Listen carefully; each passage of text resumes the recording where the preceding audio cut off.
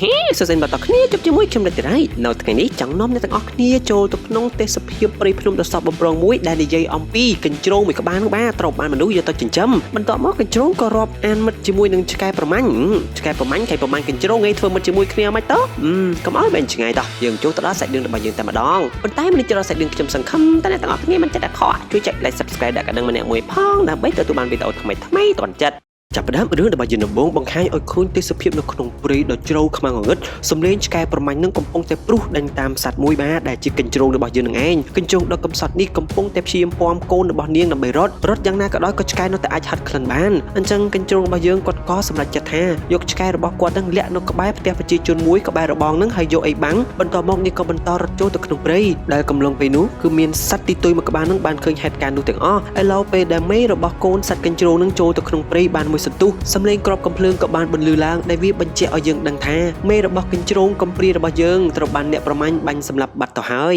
យអញ្ចឹងសត្វទីទុយនេះគាត់មានឈ្មោះថា Big Mama របស់យើងក៏បានទៅលួងលោមទៅកាន់កូនកំព្រាដែលជាកញ្ជ្រោងនឹងយ៉ាងមើលទៅពិតជាគួរអាណិតខ្លាំងមែនទែនមិនដឹងថាមេរបស់ខ្លួនស្លាប់បាត់បង់ជីវិតទេខ្លាចក៏ខ្លាចប៉ុន្តែមិនដឹងជាយ៉ាងម៉េចដូចជានិស័យកូនកញ្ជ្រោងទូចនោះក៏សាប់តែចាត់ទុក Big Mama របស់យើងនឹងជាមេរបស់ខ្លួនជាម្ដាយរបស់ខ្លួនអញ្ចឹងណាប៉ុន្តែ Big Mama គាត់មិនអាចទទួលចិញ្ចឹមសត្វកញ្ជ្រោងបានទេដោយសារតែគាត់រស់នៅលើដើមឈើអញ្ចឹងហើយម៉ាគាត់ក៏សម្រេចចិត្តរកមិត្តភក្តិរបស់គាត់ពីរនាក់ទៀតដែលជាបាក់សីដែរគាត់ក៏ប្រាប់ឲ្យកញ្ជ្រោងតូចរបស់យើងនៅទីនឹងហើយណាបាទអញ្ចឹងមិត្តភក្តិរបស់ Big Mama យើងមាន2នាក់ដែលម្នាក់មានតូចមានឈ្មោះថា Dinky ម្នាក់មានធំមានឈ្មោះថា Boomer ទាំងពីរនាក់ហ្នឹងម៉ាកំពុងតែព្យាយាមស៊ីដង្កូវនៅក្នុងដើមឈើ Boomer ក៏ព្យាយាមចឹកប៉ក់របៀបអញ្ចឹងណា Dinky ក៏ថាហ្នឹងហើយចិត្តបានហើយខ្ញុំអ្នកមើលចឹកទៀត Big Mama ក៏មកដល់ថាណែអ្នកទាំងពីរខ្ញុំមានរឿងធំមួយត្រូវពឹងពាក់មកទៅមកផ្លែតសិនទៅដង្កូវរបស់យើងគាត់ក៏ចេញមកអស់ធូរចិត្តឥឡូវទាំង3នាក់ក៏ប្រទះឃើញថាអូយលោកហើយអាណិតណាកូនកញ្ជ្រោងកំព្រាឥឡូវធ្វើម៉េច Big Mama ក៏និយាយថាកុំអារម្មណ៍កូនកញ្ជ្រោងណាចាំយើងរកនរណាម្នាក់ឲ្យមើលថែឯងក្រោយមក Dinky របស់យើងក៏សម្លឹងឃើញផ្ទះរបស់មនុស្សនៅក្បែរហ្នឹងបាទដែលជាផ្ទះលោកយាយម្នាក់មានឈ្មោះថា Widow ក៏រស់នៅតែម្នាក់ឯងអញ្ចឹង Dinky របស់យើងគាត់ក៏មានកម្រងមួយបាទកម្រងអីចេះ Dinky គាត់ក៏បានខ្សាប់របៀបអញ្ចឹងបាទមិនដឹងថាស្អីគេទេក្រោយមក Boomer ក៏ថាហ្នឹងហើយទៅឲ្យខ្ញុំជាអ្នកធ្វើអញ្ចឹង Boomer របស់យើងគាត់ក៏បានមកគោះទ្វារប៉ក់អញ្ចឹងទៅលោកយាយ Widow គាត់ក៏បានបើកទ្វារអូនរណាគេគោះទ្វារមិញហ្នឹងបាទអានេះទៅ Boomer ទៅបាទមាត់ជាប់ទ្វារនោះក្រោយមកលោកយាយក៏ថាអីបាក់សៃនេះមិនក៏ចង់យករ៉ូបយើងទៅអញ្ចឹងឈប់សិនបាក់សៃយើយលោកហើយយករ៉ូបទៅធ្វើអីតាមពិតគឺជាល្បិចរបស់បាក់សៃទាំងពីរក្បាលទេបាក់សៃទាំងពីរក្បាលនោះក៏បានយកសម្លៀកបំពាក់របស់លោកយាយ Widow ផ្ទាល់ទម្លាក់ទៅលើកូនកញ្ជ្រោងតូចរបស់យើងគ្រាន់តែទាញក្រណាត់នោះចេញមកភ្លាមប្រទះឃើញកូនកញ្ជ្រោងតូចហូរវាដូចជាមាននិស័យអញ្ចឹងលោកយាយរបស់យើងផ្ទាល់គាត់ក៏ស្រឡាញ់កូនកញ្ជ្រោងនោះហើយទទួលវាយកមកចិញ្ចឹមភ្លាមតែម្ដងដោយសារតែគាត់នៅតែម្នាក់ឯងផងអញ្ចឹងអបសក់បានកូនកញ្ជ្រោងនេះរស់នៅជាមួយជីវិតដូចជាមានន័យចូលមកដល់ផ្ទះលោកយាយគាត់មានទឹកដោះគោរបស់គាត់នឹងគាត់ក៏បានឲ្យកញ្ជ្រោងតូចនឹងបៅអញ្ចឹងទៅអើយខ្ជូតខ្លាំងមែនតើម៉ាហើយគាត់ក៏បានដាក់ឈ្មោះឲ្យកញ្ជ្រោងតូចនោះថាថតបាក់សៃទាំងអស់ក៏មានអារម្មណ៍ថាវ៉ាវពួកយើងបានជួយកូនកញ្ជ្រោងតូចហ្នឹងឯណោះកំឡុងពេលនោះយើងក៏ប្រទះឮសូរសំឡេងឡានរបស់អ្នកជិតខាងលោកយាយ Widow ដែលគាត់មានឈ្មោះថាលោក Amos ដែលជាអ្នកប្រមាញ់ពេលនេះលោក Amos របស់យើងក៏បានណែនាំឆ្កែមួយក្បាលទៀតទុកគេហៅថាស្នងតំណែងឆ្កែប្រមាញ់របស់គាត់ហើយឆ្កែប្រមាញ់តូចរបស់យើងនេះគាត់មានឈ្មោះថា Copper ប៉ុន្តែនេះឆ្កែធំរបស់យើងដែលជាឆ្កែប្រមាញ់ដើមហ្នឹងគាត់មានអារម្មណ៍ថាមិនពេញចិត្តជាមួយនឹង Copper នោះទេពីព្រោះដឹងស្រាប់ហើយវាហាក់ដូចជាលោក Amos របស់យើងហ្នឹងបាទយកឆ្កែថ្មីមកដណ្ដើមតំណែងរបស់គាត់អញ្ចឹង Copper ហ្នឹងបាទនិយាយទៅគាត់ក៏រៀងខ្ជីខ្ជូតមកទំហឹងដែរទោះបីជា Chief របស់យើងនេះដែលជាឆ្កែធំនេះមិនពេញចិត្តយ៉ាងម៉េចក៏ដោយក៏ប្រឹងអបកសោបហើយ Chief គាត់ភ្ញាក់នោះភ្ញាក់ពេកហើយគាត់មិនពេញចិត្តគាត់ស្អប់គាត់មិនចូលចិត្តអីអញ្ចឹងទៅប៉ុន្តែយូរទៅមានអារម្មណ៍ថាយីឆ្កែនេះគួរឲ្យស្រឡាញ់មួយយ៉ាងតើវាចេះគួរសមវាចេះគោរពយើងតើណាអញ្ចឹងឲ្យវាគេងក្បែរតែហ្មងទៅមិនអីទេណាបន្តមកទៀតមិនយូរប៉ុន្មានពេលនេះថតរបស់យើងមកពិតជាគួរឲ្យស្រឡាញ់ខ្លាំងមែនតើបលែងលេងជាមួយលោកយាយ Widow របស់យើងគាត់នេះកំពុងធ្វើការផងបានកញ្ជ្រោងគួរឲ្យស្រឡាញ់នៅក្បែរអញ្ចឹងទៀតគាត់មិនសូវអបសក់ទេប៉ុន្តែនឹងស្រាប់ហើយថតគឺជាសត្វកញ្ជ្រោងគឺជាសត្វរពឹសមកទំហឹងដែរខ្លួនក៏បានទៅបលែងលេងជាមួយនឹងកូនមន់ក៏សែជីជីជូចមេមន់ក៏គិតថាប្រហែលជាកញ្ជ្រោងចង់មកស៊ីកូនរបស់ខ្លួនក៏មានជាការផ្អើលពេញនោះអញ្ចឹងហើយកូននៅក្បែរនឹងក៏ចាប់ផ្ដើមផ្អើលរវេរវត្តពេញនឹងដែរបាទធាក់ថងទឹកដោះកូននឹងក៏ពុបអស់លោកយាយរបស់យើងគាត់ក៏ព្យាយាមសម្រួលអារម្មណ៍កូនរបស់គាត់រួចហើយគាត់ក៏ស្ដីថាថត់នៅឲ្យស្ងៀមក្បាលខូចមែនថត់ក៏សំដែងធ្វើជាខ្ជីខ្ជូតអីអញ្ចឹងទៀតទៅលោកយាយគាត់ក៏ថាយីឆ្លាតមែនឯនេះមិនអាចឲ្យយើងថឹងបានត្មងណាខូចណាកញ្ជ្រោងក្បាលខូចគាត់ក៏ប្រាប់ថានឹងហើយចេញទៅលេងខាងក្រៅណាហើយប្រយ័ត្នណាបោះថត់ប្រយ័ត្នមានគ្រោះថ្នាក់ប្រយ័ត្នប្រយែងកុំចេះតែដើរទេរតូតប៉ុន្តែចេញមកដល់ខាងក្រៅថត់របស់យើងមានអារម្មណ៍តែឯកាណាពីព្រោះមានតែឯងបន្ទាប់មកក៏ប្រទះឃើញបាក់សៃអញ្ចឹងថត់របស់យើងគាត់ក៏សប្បាយចិត្តពីព្រោះគាត់នឹងមានមិត្តភក្តិជាបាក់សៃអីដែរប៉ុន្តែពិបាកលេងជាមួយគ្នាម្នាក់ហោះម្នាក់នៅលើដី ឥឡូវនេះយើងកាត់មកដល់ Dinky Room ជាមួយនឹង Boomer វិញពួកគេទាំងពីរនាក់គឺនៅតែមានបេសកកម្មពិសេសបាទគឺតាមចាប់កូននឹងកូនមកក្បាលហ្នឹង Dinky របស់យើងមានមេតូចបាទគាត់បានចូលពីប្រហោងឈើមួយទៅប្រហោងឈើមួយដើម្បីស្វែងរកកូននឹងកូនរបស់យើងគ្រាន់តែស្វែងរកឃើញព្រាម Dinky របស់យើងក៏ប្រាប់ Boomer បុកផ្លែតគ្រាន់តែបុកមកតាមហឹងចឹងទៅបាទក៏របកឈើចេញមកអញ្ចឹងកូននឹងកូននឹងក៏បានពួននៅលើចំពោះរបស់ Boomer កូននឹងកូនរបស់យើងក៏ព្យាយាមរត់បានហើយអូយ Boomer ប្រឹងចាក់កើតកូននឹងកូនកាច់ចកេះទៅឆ្វេងកាច់ចកេះទៅស្ដាំថតរបស់យើងក៏មកសួរអើយអ្នកទាំងពីរធ្វើអីនៅអ្នកទាំងពីរ Dinky ថាកំពុងតែរវល់ Boomer នេះបាទក៏ចាក់ធ្លុះដើមឈើតែម្ដងអញ្ចឹងកូនរបស់យើងនឹងក៏រត់ពួននិយាយទៅខំប្រឹងរត់ចូលទៅក្នុងស្លឹកឈើមិនក៏ដោយក៏ពួកគេព្យាយាមដេញតាមឥឡូវរត់ចុះរត់ឡើងក៏ដល់ផ្លូវទាល់ហក់ចុះមកនេះគឺដឹងតែធ្លាក់ឲ្យខ្លាញ់ខ្ពស់ពេកក៏ចូលពួននៅក្នុងអាប្រហោងឈើនឹងទៀតប៉ុន្តែ Dinky របស់យើងនឹងគឺគាត់ឃើញមកគាត់ខាននៅខាងក្រោយហើយ Boomer គាត់ព្យាយាមចឹកបក់ក្បាក់មែឈើធ្លាក់ចុះមកខាងក្រោមព្រុសថតក៏សួរថាលបង Boomer ធ្វើអីគេដែរលបង Boomer ក៏ថាអូយខ្លាចតែបាក់ចំពោះទេកំពុងតែចំស៊ីតកោអូយស្អីគេទេស៊ីតកោគួរឲ្យខ្ពើមណាបន្ទាប់មកថតរបស់យើងក៏ប្រទះឃើញមេអំបៅដ៏ស្រស់ស្អាតព្យាយាមតាមមេអំបៅចុះតាមមេអំបៅឡើងក៏ឆ្លងផុតលបងមួយបាទប៉ុន្តែថតរបស់យើងគឺគាត់អត់ចាប់អារម្មណ៍ទេថាមានឆ្កែនៅក្បែរនោះយើងនិយាយដល់ Copper របស់យើងរួមជាមួយនឹង Chief វិញពួកគេទាំងពីរនាក់កំពុងតែហូបចំណីរបស់ពួកគេប៉ុន្តែ Copper របស់យើងក៏និយាយថាអូលោក Chief ខ្ញុំមានអារម្មណ៍ថាដូចជាធំក្លិនអីគេធំក្លិនស្អីគេម្ចាស់របស់យើងកំពុងតែធ្វើម្ហូបពិសេសក្លិននឹងឯងប្រហែលជាឈ្ងុយមកពីនឹងអត់ទេក្លិននេះក្លិនប្លែកក្មេងតូចឯងនៅសមត្ថភាពអន់ណាស់តាក់ទងនឹងរឿងហាត់ក្លិនចាញ់យើងទេយើងខ្លាំងណាស់រឿងហាត់ហ្នឹងអត់ទេលោកពូខ្ញុំចង់ហាត់ដឹងណាស់តែក្លិននេះជាក្លិនអ្វីហ្នឹងហើយតោតែឯងប្រយ័ត្នតែម្ចាស់របស់យើងខឹងណាចំពោះថតរបស់យើងឯនេះវិញបាទកំពុងតែបលែងលេងជាមួយនឹងមេអំបៅសុកក៏ប្រទះឃើញ Copper របស់យើងនឹងហាត់ចុះហាត់ឡើងចឹងទៅហាត់កចូលក្នុងអាកន្លែងឈើហ្នឹងថតក៏សួរថាអីឯងកំពុងធ្វើអី Copper ក៏តាត់វិញថាយើងកំពុងតែហាត់ក្លិនក្លិននេះជាក្លិនរបស់ឯងតើថតក៏និយាយថាហ្នឹងហើយខ្ញុំឈ្មោះថតខ្ញុំគឺជាកញ្ជ្រោងហើយចុះឯង Copper ក៏តាត់ទៅវិញថាយើងឈ្មោះ Copper យើងជាឆ្កែប្រមាញ់អញ្ចឹងហើយថតរបស់យើងគាត់សប្បាយចិត្តណាស់បាទមានគ្នាអាយុប្រហែលគាត់លេងជាមួយគាត់អញ្ចឹងណាថតរបស់យើងក៏បានបបួល Copper លេងបិទមុខបិទពួន Copper ក៏ថាបានតែឯងលេងមិនឆ្នះយើងទេយើងប្រកែកក្នុងការហាត់ក្លិនថតក៏ថាសាកសិនតើមើលបាទអញ្ចឹង Copper គាត់ក៏បានរាប់1 2 3 4 5អញ្ចឹងទៅថតគាត់ឆ្លាតបាទគាត់ដើរបង្វិលជុំវិញដើមឈើរួចហើយគាត់ឡើងទៅលើកន្លែងឈើគេកាត់ហ្នឹងដើម្បីឲ្យ Copper របស់យើងនឹងរកខ្លួនឯងអញ្ចឹងណាហើយកំឡុងពេលដែលស្វែងរកថតនោះ Big Mama របស់យើងក៏និយាយថាអូយក្មេងតូចនេះឥឡូវបានមិត្តភក្តិជាឆ្កែណោះរៀងចម្លែកបន្តិចឆ្កែប្រមាញ់ទៀតណាអញ្ចឹងពេលដែលរត់ថតឃើញថតរបស់យើងគាត់ក៏រត់បន្តរត់អញ្ចឹង Copper បន្តហាត់ចុះដល់ហ្នឹងហាត់បាត់ក្លិនតែបាទថតរបស់យើងក៏មកពីក្រោយពញាក់អញ្ចឹងហើយពួកគេទាំងពីរនាក់ក៏សប្បាយរីករាយនឹងគ្នា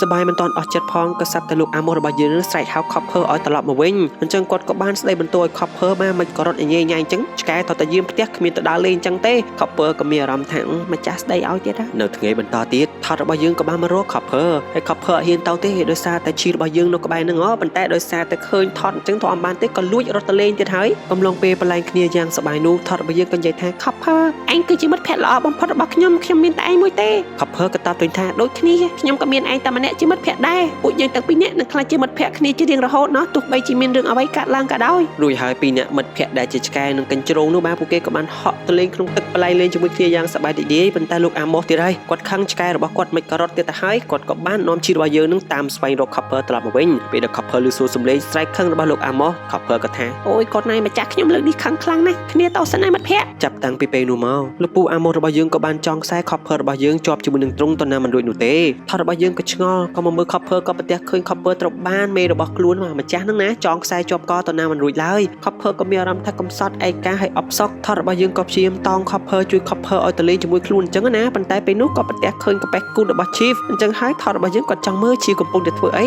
Copper ក៏ថាណែកុំទៅលេងជាមួយ Chief នឹងការចេះណាថាពេញគាត់មុតតែប្រយ័ត្នតែគាត់ខំថតក៏ថាកុំអារម្មណ៍អីគាត់មិនតាន់ភ្ញាក់ទេមើលគ្នាចង់មើលគាត់តិចមើលមិនអីគាត់ដេកយកសាប់ហត់តែផែហត់ចាប់ស្អីមើលទៅអូយថាពេញគាត់ចកោមស្រួយចឹងណាបន្ទាប់មក Chief របស់យើងបាទក៏ហាត់ក្លិនថាកញ្ជ្រោងបើកភ្នែកមកក៏ប្រទះឃើញថតនៅចំមុខលោកហើយថតនិយាយពីថាហត់យកតែមែនតែនហើយនឹងស្រាប់ហើយ Chief របស់យើងគឺជាជាតិឆ្កែប្រមាញ់ប្រទះឃើញកញ្ជ្រោងមកក្នុងតំបន់របស់ខ្លួននឹងក៏ព្យាយាមរត់ដេញតាមទោះបីជាទ្រុងឈើនឹងធំយ៉ាងម៉េចក៏ដោយក៏អូសមកជាមួយដែរថតក៏រត់ចូលទៅក្នុងទ្រុងមាន់ Chief របស់យើងក៏បុកទម្លុះទ្រុងមាន់នឹងទៀតឥឡូវចេញពីទ្រុងមាន់លោកអាម៉ូសគាត់ក៏ឃើញថាចចកចង់ស៊ីមាន់យើងតើបាទគាត់ក៏បានកាន់កំភ្លើងដេញតាមបាញ់ថតរបស់យើងទៀតអូយឥឡូវរត់ដេញតាមនឹងមាន់រួមជាមួយនឹងអាទ្រុងនឹងវាមកជាមួយគ្នាបុករហូតដល់លោកអាម៉ូសរបស់យើងនឹងគាត់ដួលតឡាត់តាត់តងដែរអញ្ចឹងទៅតែគាត់អត់ព្រមឈប់ទេគាត់នៅតែបន្តដេញបាញ់ចូលទៅក្នុងព្រៃលោក Chief ឆ្កែយើងនេះខំបន្តដេញនឹងលមូលខ្សែជាប់ជាមួយដើមឈើក៏អត់ឈប់ដែរថតទៅពួននៅក្នុងប្រអប់សមុទ្របាញ់ទម្លុះប្រអប់សមុទ្រនឹងទៀតហើយលោកខំប្រឹងហក់ឆ្លងទឹកលោកបង Chief ក៏ហក់តាមមកប៉ុន្តែអាធុងគាត់នឹងជាប់ជាមួយទឹកទៅណាមិនរួចទេប៉ុន្តែគាត់នៅតែប្រឹងទៀតដូចជាមានគំនុំជាមួយនឹងកញ្ជ្រោងអញ្ចឹងថតរបស់យើងក៏ប្រទះឃើញម្ ម្ចាស់របស់ខ្លួនកំពុងតែជិះឡានចាក់ចេញពីផ្ទះបានអញ្ចឹងគាត់ក៏សម្រេចចិត្តរត់តាមឡានម្ចាស់ខ្លួនចំណែកឯលោកតាអាម៉ូរបស់យើងឯនេះវិញបាទគាត់ក៏ជិះឡានពីក្រោយដើម្បីដេញវាប្រហារទៅលើថតរបស់យើងថតគាត់ឡើងលើឡានបានជោគជ័យលោកពូអាម៉ូនោះគាត់ក៏បាញ់ចំធុងទឹកដោះគោរបស់លោកយាយយកទៅលក់លោកយាយគាត់ខឹងហើយចង់បាញ់សម្រាប់កញ្ជ្រោងយើងឲ្យបាញ់កំទេចឡានយើងទៀតគាត់ក៏ឈប់ឡានគ្រាន់តែឈប់ឡានព្រាមគាត់ក៏បានដណ្ដើមកំភ្លើងពីលោកអាម៉ូហើយបាញ់ចំម៉ាស៊ីនឡានរបស់លោកអាម៉ូរហូតដល់ខូចហើយគាត់ក៏និយាយថាកុំឲ្យចង់បាញ់វាប្រហារសម្រាប់កញ្ជ្រោងយើងលោកតាអាម៉ូក៏ថាមកពីកញ្ជ្រោងយាយឯងនឹងចូលមកក្នុងកសិដ្ឋានយើងស៊ីមាន់យើងលោកយាយគាត់មិនជឿទេចចករបស់គាត់នឹងស្លូតចង់ងាប់នឹងកុំចេះតែនិយាយលើក្រោយបើមិនចង់មានរឿងធំកុំប៉ះពាល់ជាមួយនឹងចចករបស់គាត់លោកតាអាម៉ូក៏និយាយថាហ្នឹងហើយបើមិនចង់ឲ្យចចកងាប់កុំឲ្យចចកមកចូលទឹកដីយើងដែរ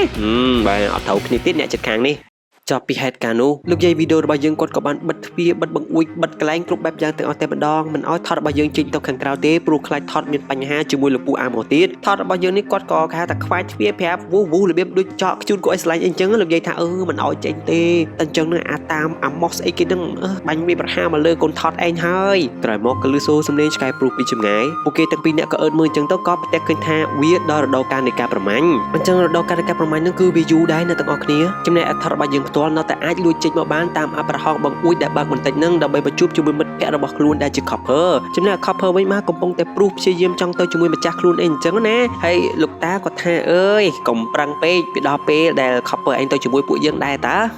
couple របស់យើងចង់អង្គុយកៅអីមុខជាមួយនឹង chief អីអញ្ចឹងណា chief ក៏ប្រាប់ថាអើយកម្រិតឯងមិនទាន់ដល់ទេតើតែប្រឹងខ្លាចជាកម្ពុជាឆ្កែប្រមាញ់ជាមួយម្ចាស់សិនមកអង្គុយមុខបានអញ្ចឹង couple គាត់ថាមិនអីទេខ្ញុំទៅអង្គុយក្រោយក៏បានដែរបន្ទាប់មកលោកតាអាម៉ូរបស់យើងក៏បានជិះឡានចាក់ចេញពីផ្ទះរបស់គាត់ដើម្បីធ្វើដំណើរចូលទៅក្នុងព្រៃជ្រៅធ្វើការប្រមាញ់កំឡុងពេលនោះថតរបស់យើងនឹងក៏សម្លឹងឃើញ couple ពីចម្ងាយអញ្ចឹងនេះគឺជាការលាចុងក្រោយរបស់ពួកគេហើយប្រហែលជាចាំយូរទៀតទៅពួកគេអាចជួបគ្នាបាន Big Mama ក៏សួរថាថតមកទីនេះធ្វើស្អីក្មួយខ្ញុំមកទីនេះដើម្បីនិយាយលាគ្នាជាមួយនឹង couple Big Mama មិត្តភក្តិល្អរបស់ខ្ញុំទៅឆ្ងាយហើយក្មួយឯងធ្វើម៉េចប៉ះសិនជួបជាមួយនឹង chief ឆ្កែធំនោះកុំអារម្មណ៍ខ្ញុំមានល្បិចដើម្បីគេចវេះពី old chief បានប៉ុន្តែគួរស្ដាយណាស់លោកមិត្តភក្តិខ្ញុំទៅបាត់ហើយតែវាក៏មានមេរៀនមួយដែលមីងត្រូវប្រាប់ឯងណាថតឯងមិនអាចនៅជាមួយនឹង couple បានទៀតទេបើសិនជា couple ធំពេញវ័យខ្លាចជាឆ្កែប្រមាញ់ឯងរត់រួចខ្លួនបាននឹងដោយសារតែ chief ដែលជាឆ្កែចាស់នឹងមិនសូវឆ្លាតដូចជា couple តែ couple មានសមត្ថភាពហាត់ក្លិនខ្លាំងណាស់ពេលដែល couple ហាត់ក្លិនដឹងចចកដឹងកញ្ជ្រោងអីហ្នឹងវានឹងប្រាប់ឲ្យម្ចាស់របស់វាប្រើកំភ្លើងបាញ់វាប្រហារមកលើនុយអញ្ចឹងឯងចាំណាបើសិនជា couple ហាត់ដឹងក្លិតរបស់ឯងថតឯងប្រកាសជាត្រូវគ្រាប់កំភ្លើងនឹងហើយ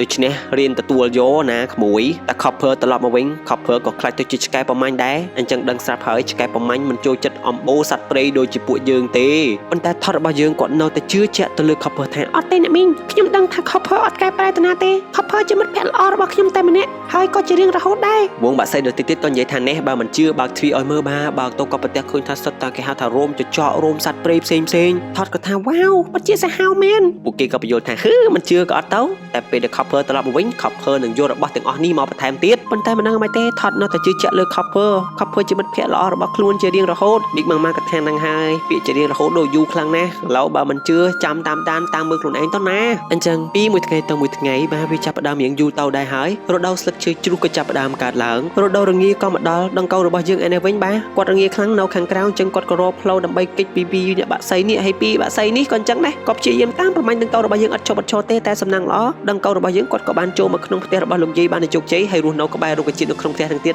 ស្រួលមកតំហឹងចំពោះ Dinky រួមជាមួយនឹង Boomer ក៏ថាមិត្តភក្តិពួកយើងនៅនេះមិនបានទេងាខ្លាំងណាស់គ្មាន AC ឡើយតែជាយើងត្រូវហោះទៅខាងក្រៅកន្លែងផ្សេងដើម្បីរក AC ហើយចាំរដូវស្លឹកឈើលាស់មកវិញពួកគេក៏សម្រេចអញ្ចឹងហើយពួកគេក៏បានលា Big Mama របស់យើងទៅចំពោះថតបានសម្លឹងមើលតែសម្បុករបស់ couple ទេចំណែក couple ឯនេះវិញកំពុងតែរៀនប្រមាញ់ជាមួយនឹង chief តែលោតផ្លោតចុះផ្លោតឡើងក៏ចូលទៅក្នុងគំនរតកឈីរបស់យើងពំឡើងចេញមកដដែលឥឡូវកំឡុងពេលប្រមាញ់នេះបាទ couple គឺគាត់ប្រកែហាត់ខ្លាំងមែនទែនគាត់គ្រាន់តែហាត់ក្លិនដឹងថាកន្លែងនឹងមានសត្វគាត់ក៏ព្រុសអញ្ចឹងបាទលោកអាម៉ូរបស់យើងក៏ប្រើកំភ្លើងបាញ់រួចហើយក៏បាញ់ត្រូវសត្វព្រៃ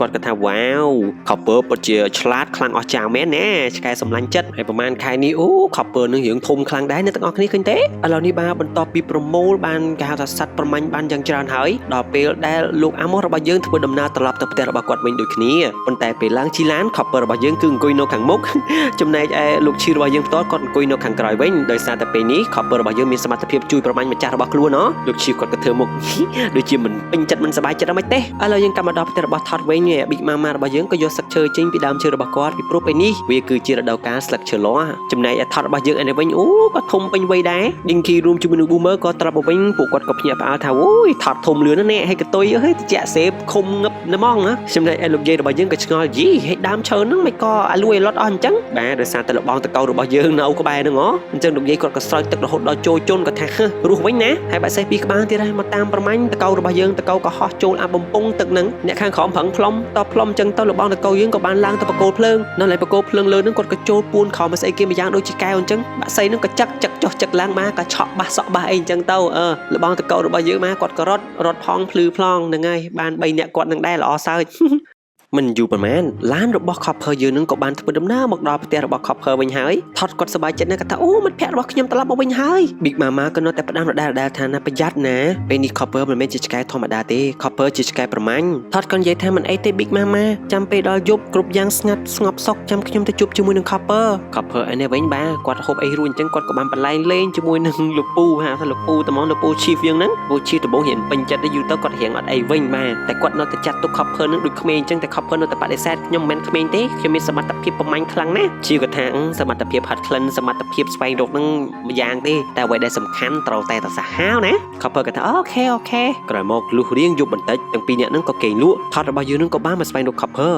ក៏ភ្ញាក់ក៏និយាយថាថតអូឯងឥឡូវធំណាស់ថតក៏តាត់វិញ Copper ឯងក៏ធំច្រើនដែរប៉ុន្តែ Copper បែរជានិយាយថាចេញពីទីនេះទៅឯងនៅទីនេះបើក៏រឿងឲ្យពួកយើងទាំងពីរច្រើនណាស់ថតក៏តាត់វិញថានឹងហើយគ្នាមកទីនេះគឺគ្រាន់តែចង់ជួបឯងទេតែពួកយើងនៅជាមិត្តល្អនឹងគ្នាឬមួយក៏យ៉ាងម៉េច Copper ក៏ដូរទឹកមុខគាត់ថារឿងកាលពីក្មេងចប់ហើយឥឡូវនេះពួកយើងធំអស់ហើយឥឡូវនេះខ្ញុំគឺជាឆ្កែប្រមាញ់មិនមែនជាឆ្កែធម្មតាទេឥឡូវឯងចេញតលឿនទៅកុំឲ្យ Chief ភ្ញាក់ទៅឲ្យថតក៏និយាយទៅវិញថាមិនអីទេខ្ញុំមិនខ្លាច Chief ឡើយអូហើយ Chief គាត់ក៏ភ្ញាក់តាន់សម្ដីហ្នឹងអញ្ចឹងចាំឲ្យទៀត Chief របស់យើងក៏បានបោកការវាប្រហារដេញខំសម្រាប់ថតរបស់យើងយកតែម្ដងហើយវិច័យដល់អ្វីលោក Amos របស់យើងក៏នៅក្បែរនោះដែរគាត់ក៏យកកំភ្លើងដេញបាញ់វាប្រហារទៀត Snow កំភ្លើងនោះក៏បានធ្វើឲ្យលោកយាយវីដេអូរបស់យើងមកគាត់ភ្ញាក់មកអញ្ចឹងគាត់បញ្ញាមកជួយកញ្ជងរបស់គាត់ឥឡូវនេះ Chief របស់យើងក៏ដេញតាមថតចំណែកឯលោក Amos របស់យើងក៏បានប្រើ Copper ឲ្យហាត់ក្លិនតាមពីក្រោយនិយាយរួមទៅបាទឆ្កែ Chief របស់យើងផ្ទាល់ក៏ព្យាយាមដេញណាមើលងាយគាត់តែគាត់ដេញក៏អត់មានជាហាត់ក្លិនអីទេអញ្ចឹងហើយថតរបស់យើងគាត់ក៏បានពួនក្រោមឈើបន្តពីនោះ Copper របស់យើងនឹងក៏បានស្វែងរកឃើញថតហើយគាត់ក៏ប្រាប់ថា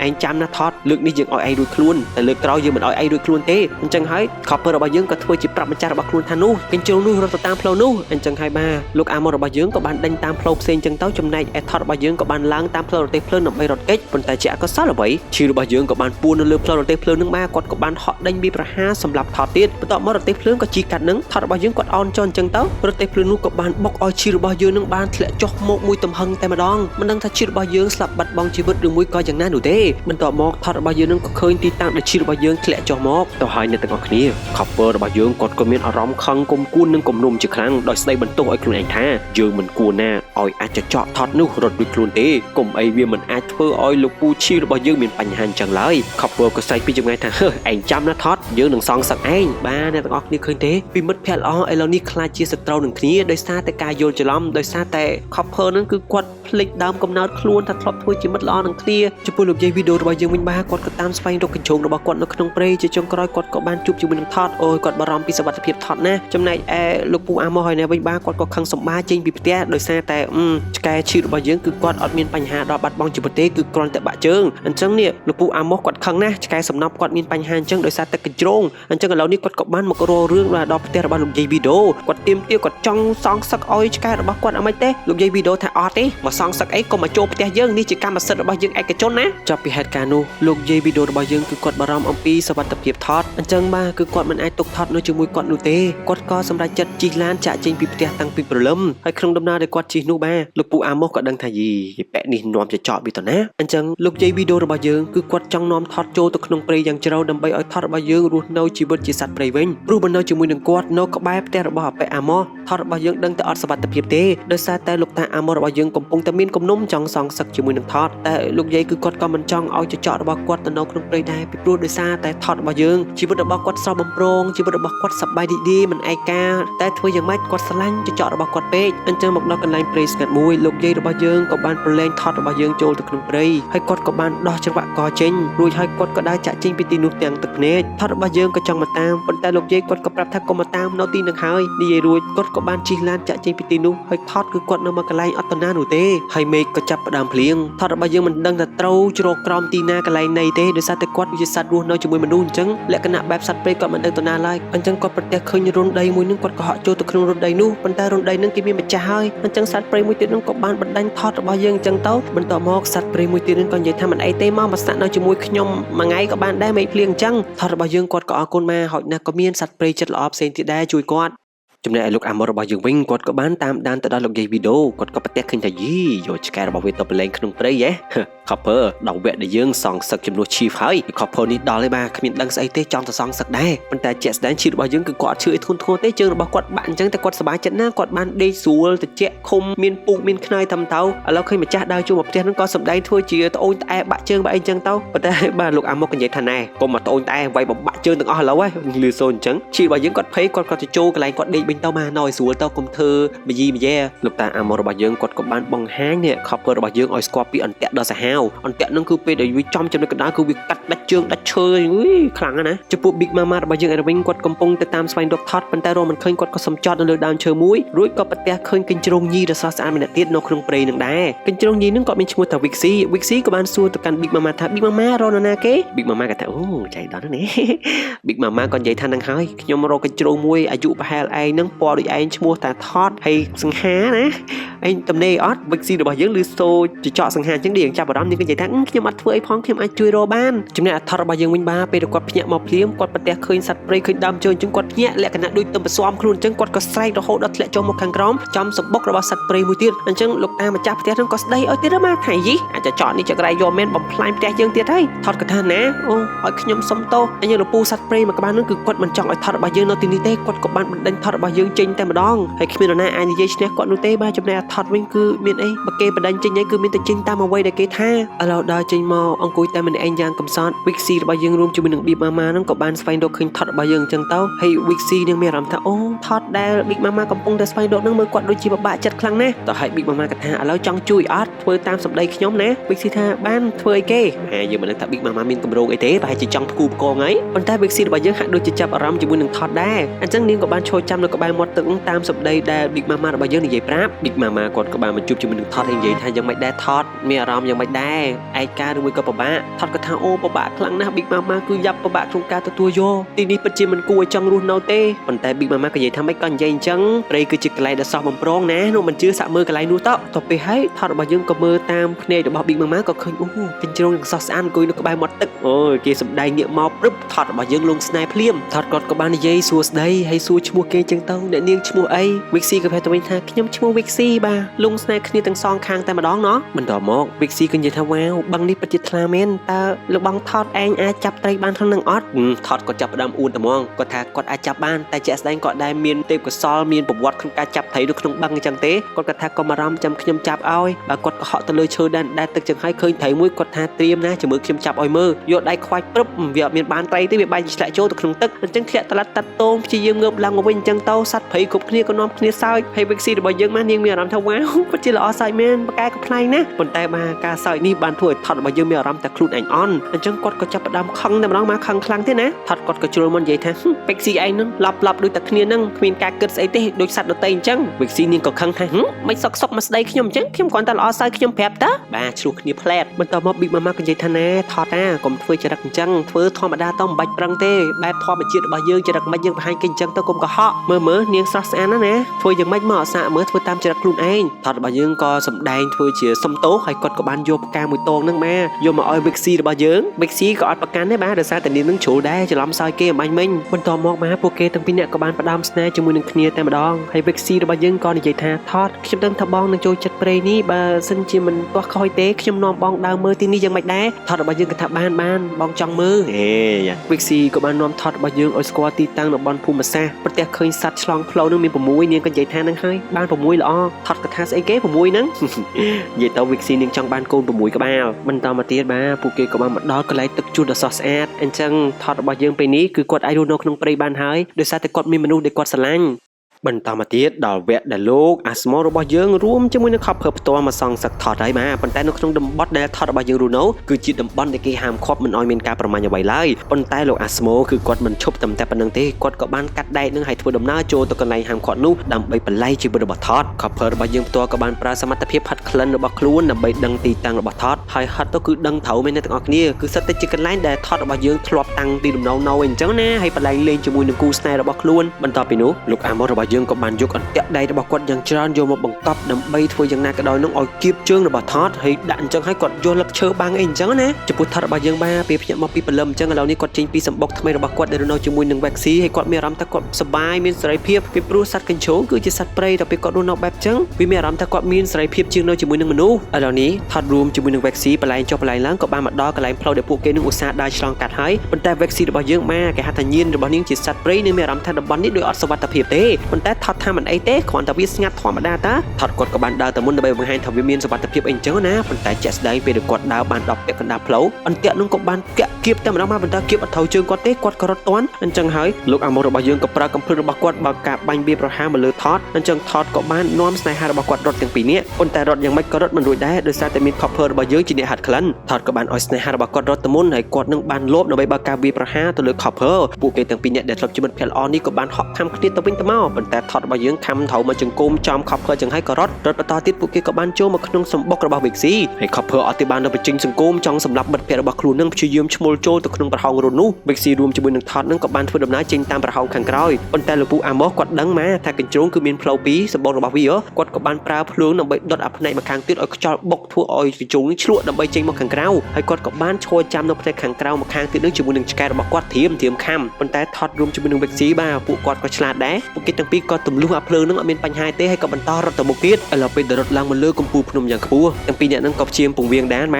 កខំហក់ឡើងលើដើមឈើនឹងមួយអញ្ចឹងហើយដើម្បីឆ្លងទៅកាន់ផ្នែកដើមឈើធំមួយទៀតខប់ភើដែលប្រកែហាត់ក្លិននឹងក៏បានមកដល់កន្លែងនឹងដែរបាទកន្លែងទឹកជ្រោះធ្លាក់ហ្នឹងប៉ុន្តែពេលដែលមកដល់នឹងក៏សាប់តែបាត់ក្លិនរបស់ពួកគេទាំងពីរអ្នកឲ្យឈឹងដោយសារតែដឹងស្រាប់ហើយប្រហែលជានៅក្បែរទឹកមានខ្យល់មានសំណើមមានអីអញ្ចឹងវាបុកក្លិននឹងបាត់ហើយនៅក្បែរនឹងវាចែកដល់អ្វីវាមានប្រហោងអ្វីមួយលោកអាម៉ុកគាត់គិតថាប្រហែលជាប្រហោងពួកគេពួនហើយប៉ុន្តែបាទក៏មានខ្លាឃ្មុំយ៉ាងធំមួយបានចេញពីទីនោះបើការវាប្រហាខំទាញកំភ្លើងរបស់លោកអាម៉ុករបស់យើងនឹងឲ្យរបូតចេញពីដៃខប់ភើឯនេះវិញបាទអត់រត់ចោលម្ចាស់ទេព្យាយាមជួយខំតទល់អញ្ចឹងទៅចំណែកឯលោកអាម៉ុកក៏រមៀលធ្លាក់មកខាងក្រោមហើយអន្ទាក់នឹងបាទគៀបចំជើងរបស់គាត់វិញនេះសំមុខឃើញទេខប់ភើនេះខំផឹងខំជាមួយនឹងខ្លាឃ្មុំដ៏ធំនោះបាទខំចឹងហើយខ្លាឃ្មុំនោះក៏បានចាប់បោកមកទំហឹងសំលេងស្រែករបស់ខប់ភើក៏ធ្វើឲ្យថតរបស់យើងលឺថតក៏ស្រាប់តែត្រឡប់មកវិញជួយមិត្តភក្តិរបស់ខ្លួនមកពេលដែលខ្លាឃ្មុំនោះចង់ខំសម្លាប់ខប់ភើថតក៏បានហក់ខំវាប្រហារមកលើខ្លាឃ្មុំនឹងដើម្បីជួយមិត្តភក្តិពិតជាល្អមែនថតអើយថតខ្លាឃ្មុំដ៏កំណាចនោះក៏បន្តវាប្រហារទៅលើថតវិញថតក៏ព្យាយាមឡើងទៅលើកំពូលភ្នំហើយនឹងក៏វានៅតែព្យាយាមដេញតាមដែរខ្លាឃ្មុំក៏វាទៅលើថតមួយទំហឹងរួចហើយនឹងក៏ដើរឡើងទៅលើដើមឈើនឹងចង់បញ្ចប់ជីវិតថតប៉ុន្តែដើមឈើនឹងវាក៏បាក់អញ្ចឹងហើយថតរបស់យើងក៏ធ្លាក់ចុះមកខាងក្រោមតែធ្លាក់មកនឹងប្រហែលជាខ្លាឃ្មុំនឹងបាត់បង់ជីវិតដែរថតរបស់យើងអត់វិញអត់អីទេបាទគាត់ព្យាយាមហែលទឹកប៉ុន្តែគាត់លែងមានកម្លាំងតទល់ជាមួយនឹងនរណាទៀតហើយខប់ភើរបស់យើងក៏ប្រទះឃើញថតនឹងបានដង្ហើមទឹកបន្ទាប់មកខប់ភើគាត់ក៏កែប្រែការគិតរបស់គាត់ហើយមកជួយថតវិញឃើញទេបាទភ្លាមនោះលោកអាម៉ូរបស់យើងក៏ប្រើកំភ្លើងចង់បាញ់សម្លាប់ថតប៉ុន្តែខប់ភើគាត់ចេញការពារគាត់ឈរនៅមុខថតតែម្ដងអត់ឲ្យបាញ់នោះទ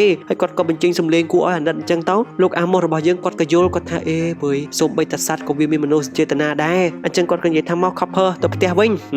ញមុននឹងចែកផ្លូវគ្នាមកពួកគេទាំងពីរនាក់ក៏ងាកញញឹមដាក់គ្នាវាបានសេចក្តីថាពួកគេគឺនៅតែចាត់ទុកគ្នាជាមិត្តភក្តិល្អជារៀងរហូតទៅវិញទៅមកអរិយកាលជាយូរមកទៀតមកបាទបាក់សីទាំងពីរនៅតែបន្តតាមនេះលបងតកោយើងហ្នឹងណាប៉ុន្តែតទៅពេលចោះផោងចេញមកក៏ប្រទះឃើញវីមេម្បៅស្រស់ស្អាតម៉េះលបងតកោយើងគាត់សក់ចេញជាមេម្បៅហើយទៅពេលចេញជាមេម្បៅស្អាតពួកគេលែងតាមខំហើយចំណែកឯលោកយាយវីដេអូរបស់យើងមកគាត់ក៏បានមករាប់អានលោកអាម៉ុករបស់យើងជាអ្នកចិត្តខាងល្អវិញហើយមកជួយរុំជើងរុំផងលោកអាម៉ុកគាត់ស្រែកផងអញ្ចឹងទៅលោកយាយគាត់ក៏សើចចំណែកឯឈីរបស់យើងមកគាត់ក៏លែងមានបញ្ហាអីដែរខប់ភើរបស់យើងគឺគាត់នៅតែសម័យសម្លេងដែលគាត់រាប់អានជួបគ្នាជាមួយនឹងថតដំបងចំណែកឯថតរួមជាមួយនឹងស្នេហារបស់គាត់ក៏បានឈរមើលពីចម្ងាយហើយរឿងរបស់យើងក៏ដល់ទីបញ្ចប់ត្រឹមតែប៉ុណ្ណេះ